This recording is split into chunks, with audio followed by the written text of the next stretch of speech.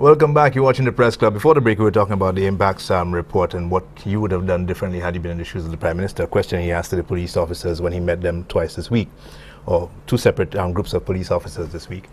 You made an important point that you would have harped on the previous administration for accountability. In your role as a newspaper publisher, reporter, journalist, why haven't you placed more pressure on the previous administration, the previous Prime Minister, and the previous National Security Minister, under whose watch those alleged extrajudicial police killings happened? That's a question that has come at me from left, right, north, and south, it's normally a prejudice question. I know it's not in your case. It's an investigative question, and it's a good question. What is the question I would ask? I just told you that if I were the Prime Minister, I would have put the pressure on it. What would I have asked Stephenson King? Did you organize an ad hoc group, task force, to kill, to extrajudicially execute people? I would ask him. I didn't know any such thing happened. I didn't have any such concern. That became an issue only after the Prime in 2013. You know, there was, at the time those people were shot, there were people in the streets suggesting that this was Stephenson King's way of keeping crime down. So what would I have done? Gone to Stephenson King and say, did you organize for a task force within the police force to go and commit murder? There was it never occurred to me to do that. There was no room for that. As far as we were concerned, the police, we depended on inquests. That was a normal thing, that inquest. And I have pressured a lot for a lot of inquests, okay? Including when they were in office, the King, I was referring to inquests that started and were not completed under different administrations, both in Kenny's and others. Because inquests are a thing we paid little attention to.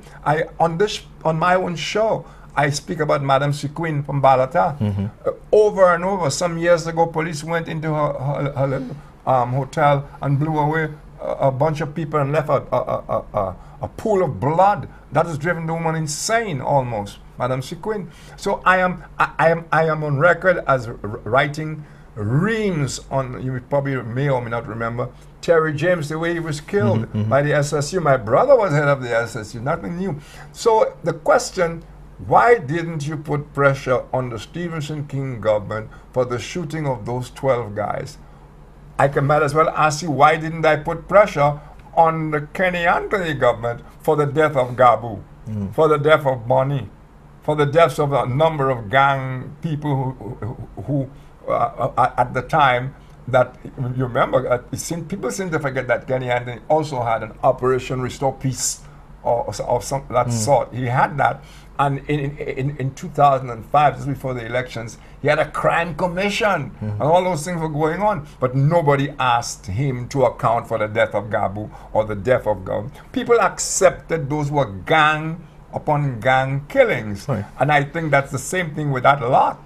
We all accepted it as gang on gang. What the papers were writing about is, what is the government doing about that? You remember Richard Frederick actually had a group with police officers on that group trying to, what they could do to stop the gang-on-gang shootings. What eventually came out, or the allegations being made, is that by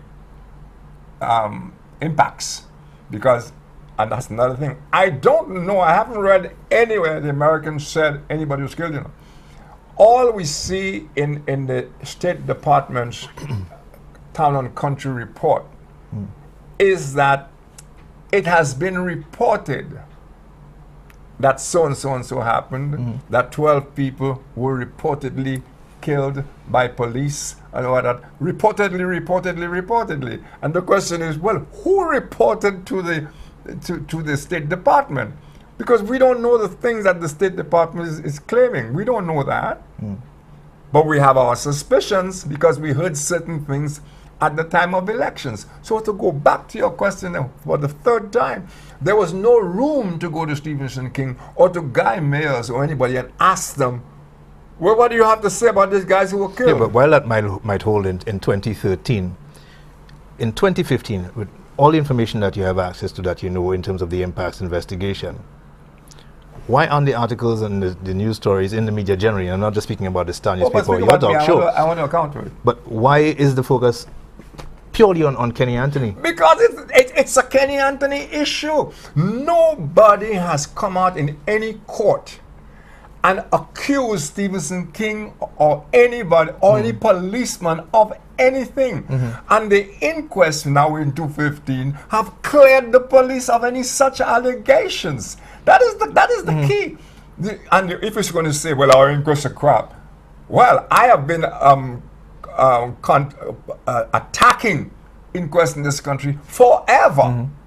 Okay? But if the inquests were good for Terry James, and they were good for that guy, and they were good for the guy, and they were good for my cousin and whoever, why aren't they good enough for this time around?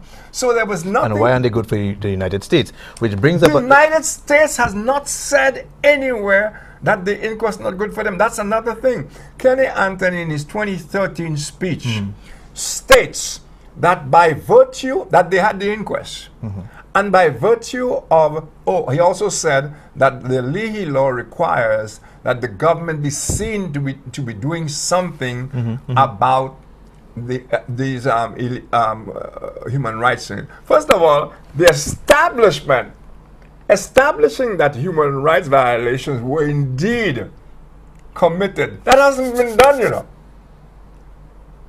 Get that right. No court we have, no inquest, no facility, no institution has stated, has charged, has proven that the police did anything other than their normal duty, you know. Now, be careful. I am not saying they did or they didn't. I don't know. But I depend on the usual institutions, the courts, the police themselves, the crime unit, the complaints unit, the Minister of Home Affairs. Nobody has accused the police of anything. The most that has happened is that the Prime Minister said that we had we did what we were supposed to do. We had these inquests that cleared the guys. But it seems the Americans believe that they have credible evidence to dispute those findings. He said that.